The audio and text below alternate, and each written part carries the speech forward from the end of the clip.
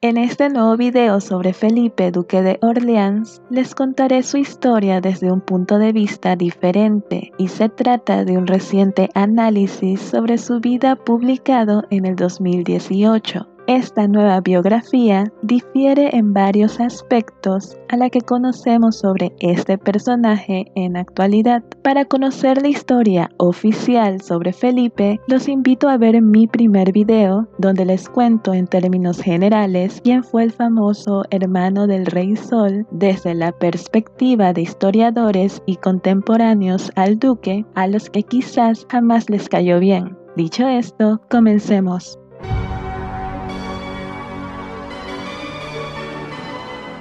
Felipe fue el hermano menor de Luis XIV de Francia y sobre su vida se han dicho muchas cosas. La gran mayoría de estas destacan por la hostilidad con la que fueron promulgadas. La doctora en historia Elisabetta Lurgo cuenta en la biografía más reciente sobre Messier, titulada Felipe de Orleans, el hermano de Luis XIV, cómo este fue una de las figuras más maltratadas por historiadores y contemporáneos. Ella opina, basándose en su investigación sustentada por correspondencia inédita y documentos de la época, que la imagen del duque fue distorsionada a tal grado de reducirlo a un príncipe sin talento ni carácter, el cual envidiaba a su hermano y el que poco le aportó a su familia y a su país.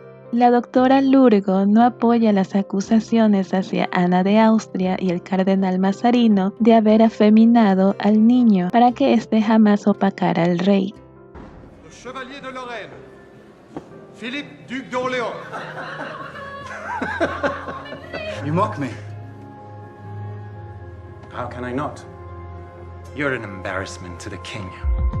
Everything you are reflects on me. My goal in life was to be less than you. It was not my choice, it was my duty so that I would not be the cloud in front of the sun. I think it's hard to be a king. Try being a king's brother for a day. Felipe nació el 21 de septiembre de 1640, 2 años después de Luis, el delfín de Francia. Para sus padres, él fue un regalo inesperado del cielo que garantizaba la continuidad dinástica. En pocas palabras, no fue un niño rechazado u olvidado por sus padres. Es bien sabido por todos que Luis XIV siempre fue un niño muy propenso a enfermar con mucha facilidad. La reina Ana de Austria y el cardenal Mazarino siempre contemplaron la posibilidad de que Luis un día simplemente no despertara de una de sus siestas, y eso convertiría a Felipe en el heredero al trono. El joven príncipe era el más importante remedio dinástico, por lo tanto, aquello de que la reina y su mano derecha no querían que Felipe reinara carece de sentido.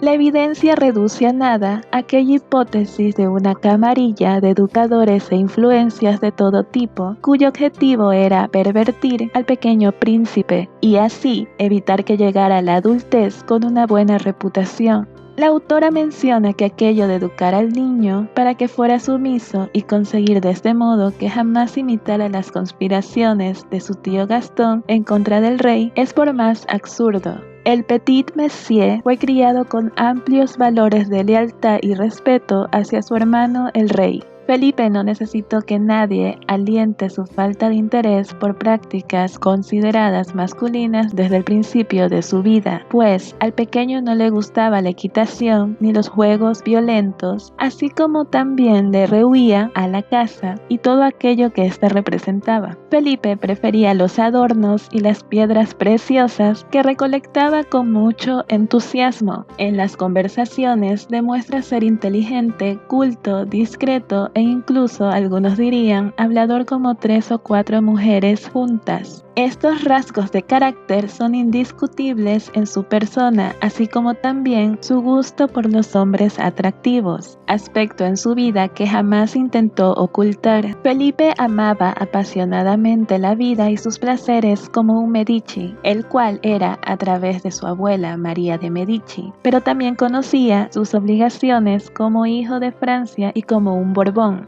Benévolo y provisto de gran ternura por su hermano, Felipe entra en pánico en junio de 1658, cuando Luis cae gravemente enfermo, pues a él le aterra la idea de perderlo, pero sobre todo está aterrorizado al ver cómo todos los cortesanos se vuelcan hacia él, sin contar todas las mujeres que se arrojan a su cuello. Felipe solo tenía 17 años cuando se da cuenta de que las mujeres no despiertan en él más que las ganas de tener largas y cordiales pláticas con ellas, mientras su hermano, por otra parte, prefiere llevar dichas interacciones a un terreno más íntimo. Felipe encontraba entretenido adornar a las chicas, estilizándolas, consiguiendo para ellas vestidos y joyas que las hicieran lucir bellas. Se regocija cuando hay un baile de máscaras y le encanta el ambiente de las ferias donde compra telas y joyas. Sobre su carrera militar, Felipe destaca por su talento estratégico y su valentía en el campo. Mucho se ha dicho sobre su distanciamiento de los campos de batalla después de la victoria que obtuvo en Cassel el 11 de julio de 1677. Atribuyen esto a los celos que pudo sentir Luis, ya que su hermano se estaba volviendo muy popular entre sus soldados. La doctora Lurgo menciona que a ningún rey le conviene exponer la vida de los príncipes, ya que estos pueden correr el riesgo de caer ante el poder del enemigo. Algunos entendidos sobre el tema discrepan ante esta opinión en particular, pues una simple preocupación por la seguridad del príncipe no es motivo para alejarlo del campo de batalla, ya que al no encontrarse el rey en la pelea, era preciso que alguien con la importancia que tenía el príncipe sirviera como ejemplo de liderazgo y su presencia aumentara la moral entre los soldados.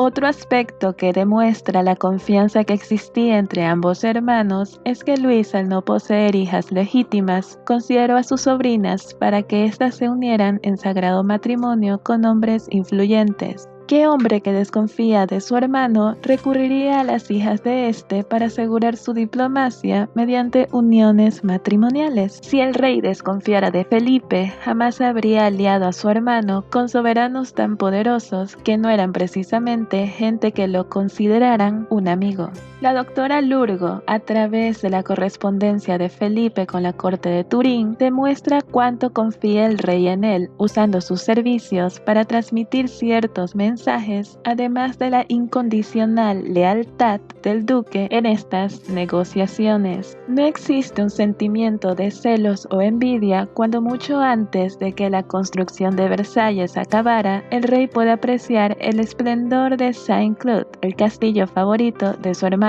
Como digno heredero de sus antepasados Medici, a quienes se asemeja en más de un sentido, Felipe era un gran apostador y sus estrategias de juego vaciaban los bolsillos de más de uno. Él se involucra paralelamente en inversiones discretas que asegurarán durante mucho tiempo la fortuna de su familia y los intereses de Francia. Además de ser un esposo protector, fue un buen padre que adoraba a sus hijos. Si bien la pérdida de un bebé era algo trivial que sucedía muy a menudo en esta época, Messier no podía evitar sentirse abrumado por el dolor. La peor queja que tendrá contra su primera esposa es que, a través de su imprudencia calculada, multiplicó los abortos involuntarios y provocó el nacimiento prematuro de una niña muerta antes de poder ser bautizada. Al dolor de padre se sumará la desesperación del católico, convencido de que la princesa ha perdido la felicidad eterna. La muerte de su hija mayor, la reina de España, sacrificada por razones de estado sin que Felipe pueda oponerse, fue desgarradora para él. El duque se esforzará para salvar a la duquesa de Saboya del mismo destino, incluso si eso significa intervenir en la vida privada de la pareja para proteger a Ana María. En cuanto a su hijo, el futuro regente,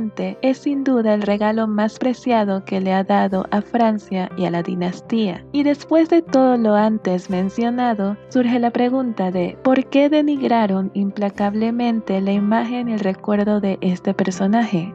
Quizás la doctora Lurgo tenga razón cuando dice que el afecto de Felipe por su hermano, su lealtad inquebrantable, su negativa a entrometerse en intrigas y conspiraciones, reacio a caer en el soborno de los cortesanos interesados en estas maniobras y una actitud completamente diferente a la de su tío Gastón, le valieron esa reputación de debilidad, ligereza, estupidez y libertinaje que ciertamente no merecía.